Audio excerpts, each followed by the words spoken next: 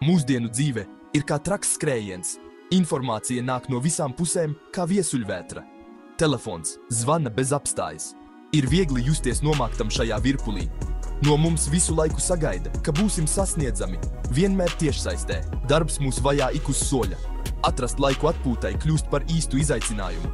Pat brīdis sev šķiet neiespējams. Šajā pienākumu jūrā ir viegli apmaldīties, justies nemierīgam un saspringtam. Mēs ilgojamies pēc kaut kā labāka, kaut kā dziļāka. Mēs augstam pēc iekšējā miera.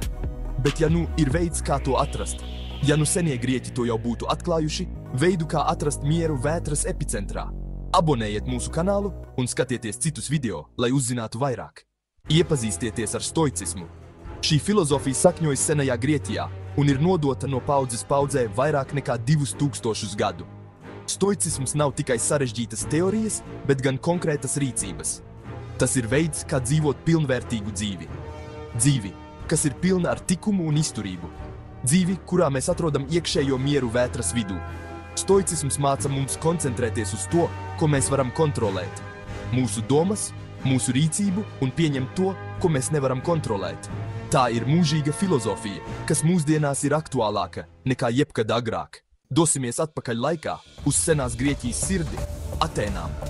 Iztēlojieties rosīgu tirgu, cilvēku pūļus un dzīves diskusijas. Tieši šeit, šīs rosīgās Grieķijas pilsētas vidū, radās stoiķu filozofija.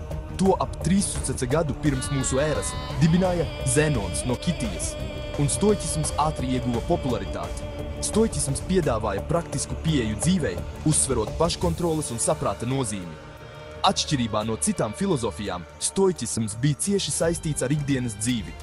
Tas sniedza vadlīnijas vienkāršajiem cilvēkiem, kuri saskārās ar dzīves izaicinājumiem. Stoiķisms nebija tikai zināšanas, bet gan dzīvesveids. Dzīvesveids, ko raksturoja drosme, gudrība un iekšējais miers.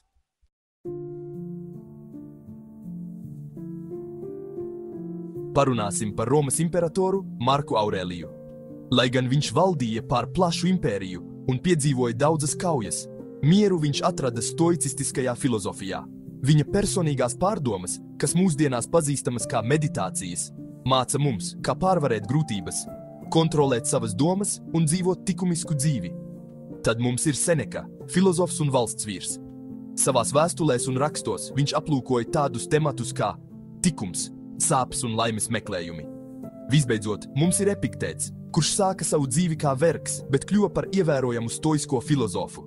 Viņa mācības uzsver paškontroles nozīmi, realitātes pieņemšanu un iekšējā miera sasniegšanu.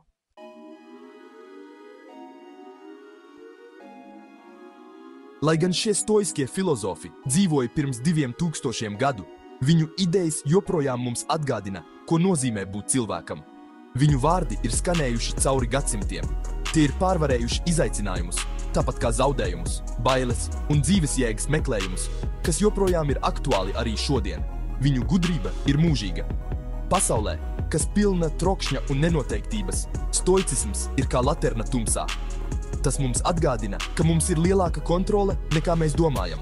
Mēs varam kontrolēt savas domas, savas reakcijas un visbeidzot atrast iekšējo mieru. Tā ir lielākā dāvana, ko stoicisms mums piedāvā.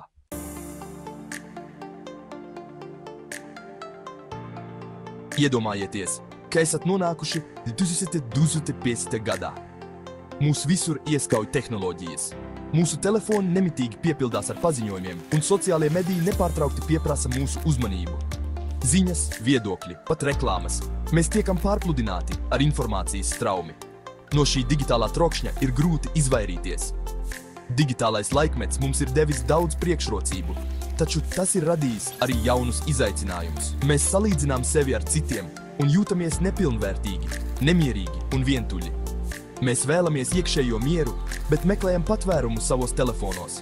Mēs meklējam patiesu saikni, bet redzam tikai citu cilvēku perfektos attēlus, un tas liek mums justies vēl tukšākiem. Paskatieties, kā pasaule ir mainījusies. Klimata pārmaiņas, politiskie konflikti, ekonomiskā nenoteiktība, ir grūti sekot līdzi. Ir viegli justies nomāktam no šīm problēmām, justies bezspēcīgam. Bailes no nākotnes var viegli pārņemt. Mēs klausāmies ziņas, meklējot atbildes, meklējot drošību, bet mēs atrodam tikai lielāku nemieru, lielāku nenoteiktību. Šajos nenoteiktajos laikos gan indivīdiem, gan pasaulē ir nepieciešams kompass, ceļvedis, kas palīdzētu šķērsot vētru un parādītu mums pareizo ceļu. Stoicisms. Ceļš uz skaidrību. Vēl šodien mēs meklējam jēgu stoicismā. Stoicisms piedāvā mums struktūru, kā stāties pretī 21. gadsimta izaicinājumiem. Tas atgādina, ka mēs nevaram kontrolēt visu, kas notiek. Akciju tirgus, laiks, ko citi domā, tas viss ir ārpus mūsu kontroles. Mēs varam kontrolēt tikai savu reakciju. Mēs varam izvēlēties, kā reaģēt uz izaicinājumiem. Mēs varam koncentrēties uz to, ko varam ietekmēt. Savas domas, rīcību, raksturu.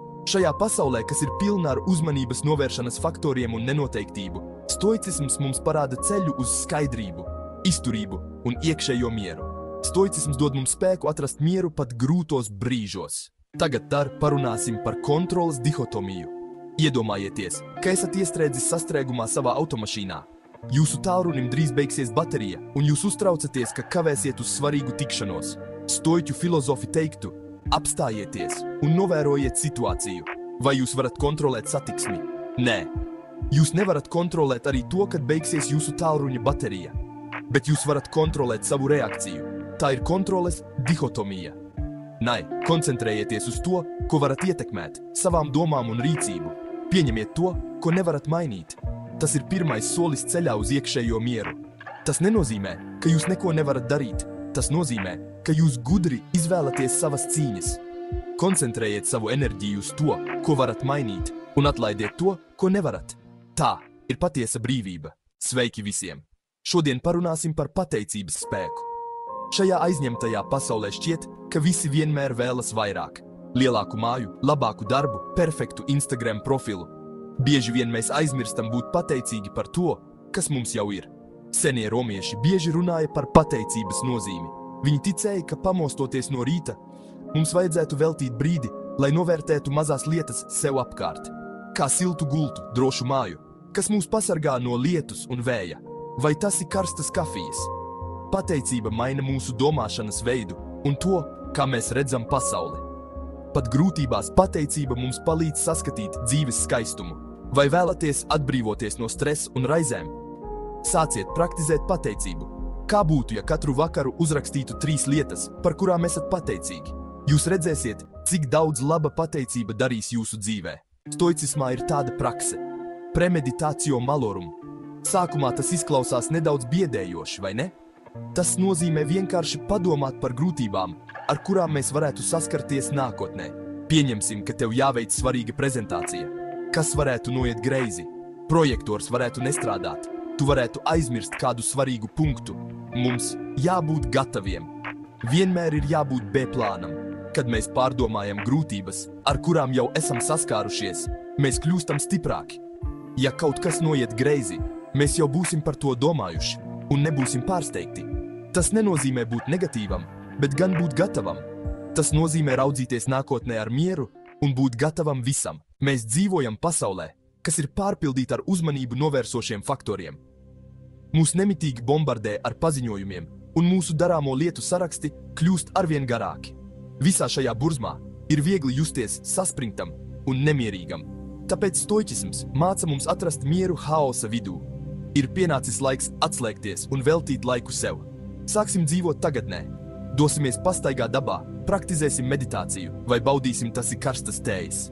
Atrodam to, kas mums sniedz iekšēju mieru un pārvēršam to par ieradumu. Klusumā prāts nomierinās, un mēs atrodam iekšējo spēku. Radiet telpu, kurā valda miers un harmonija, un ļaujiet īstajai laimei uzplaukt. Tas ir spēks, kas slēpjas šajā brīdī. Jūs varbūt domājat, vai stoicisms nav nedaudz novecojis? Kā tas var būt aktuāls mūsdienu sabiedrībā? Vai šīs senās mācības tiešām var attiecināt uz mūsu saspringto un aizņemto dzīvi? Pilnīgi noteikti. Ir ļoti daudz piemēru. Daudzi veiksmīgi cilvēki apgalvo, ka stoicisms viņiem ir devis nepieciešamo prāta spēku un skaidrību, lai gūtu panākumus. Piemēram, Tims Ferriss, veiksmīgs uzņēmējs, autors un aplādes vadītājs, vai viņš ir pazīstams stoicisma piekritējs. Viņš apgalvo, ka stoicisms viņam ir palīdzējis risināt problēmas, pārvaldīt savas emocijas un koncentrēties uz to, kas patiešām ir svarīgs. Savā grāmatā Titānu rīki Ferriss skaidro, kā viņš piemēro stoicisma principus ikdienas dzīvē, dzīvojot brīvāku un pilnvērtīgāku dzīvi. Tas ir spilgts piemērs tam, ka stoicisms nav tikai sena filozofija, bet gan praktisks ceļvedis laimīgai un jēgpilnai dzīvei arī mūsdienās. Iepazīstieties ar Ryanu Holidayu. Viņš ir veiksmīgs autors, pazīstams ar tādām grāmatām kā The Obstacle is the Way un Ego is the Enemy. Holidejs iepazina stoicismu 20 gadu vecumā un uzskata, ka šī filozofija ir mainījusi viņa dzīvi.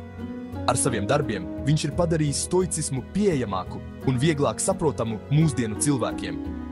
Viņš dzīvo savu dzīvi saskaņā ar stoisko filozofiju, neatkarīgi no tā, vai tas ir darbs, attiecības, personīgā izaugsme vai citas dzīves jomas. Holidejs koncentrējas uz to, ka mums ir jāuztver grūtības kā iespējas. Viņš saka, ka grūtības ir daļa no dzīves, bet mums tās jāuzskata par atspēriena punktiem izaugsmei un personībai attīstībai. Šie ir tikai 2 piemēri cilvēkiem, kuri ir guvuši panākumus un laimi, iedvesmojoties no stoiču gudrības. Viņi ir atklājuši, ka šīs senās filozofijas principi, kas rakstīti pirms 1000 gadu, joprojām ir aktuāli un spēcīgi arī šodien. Stoicisms nav tikai uzņēmējiem vai veiksmīgiem cilvēkiem. Šī filozofija ir paredzēta ikvienam, neatkarīgi no izcelsmes, darba vai pārliecības. Tu vari būt students, kas gatavojas eksāmenam, vecāks, kas cenšas apvienot darbu un ģimeni, vai vienkārši noguris no dzīves steigas. Stoicisms piedāvā daudz instrumentus, kas var palīdzēt atrast mieru un jēgu dzīvē. Tas nozīmē uzņemties atbildību par savām domām un rīcību. Atrast laimi tagadnē. Saskarties ar grūtībām ar drosmi un pozitīvismu.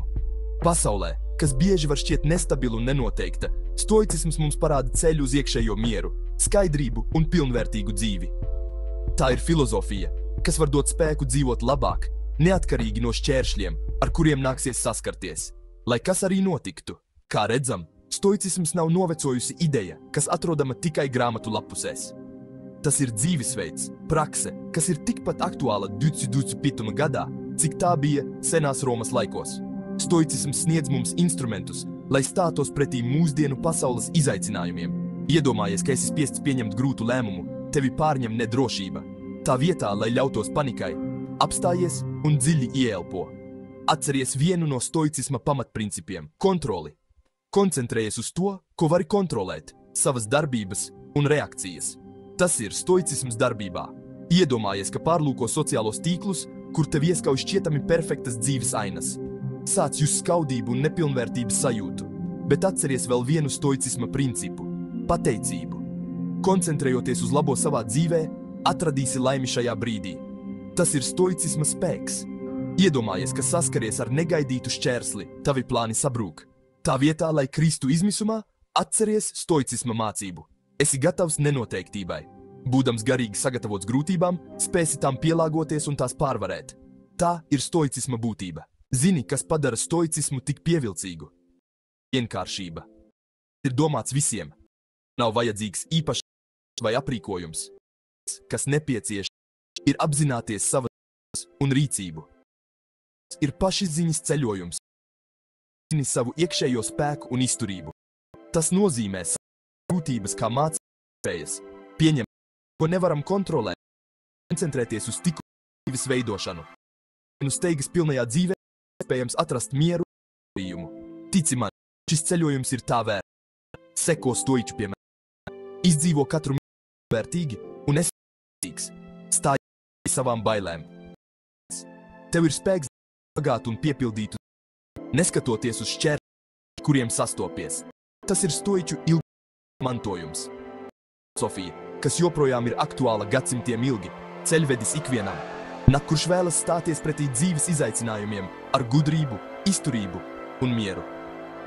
Ja šis video tev šķita interesants, abonē kanālu, atstāj īkšķi uz augšu un padalies ar to ar draugiem.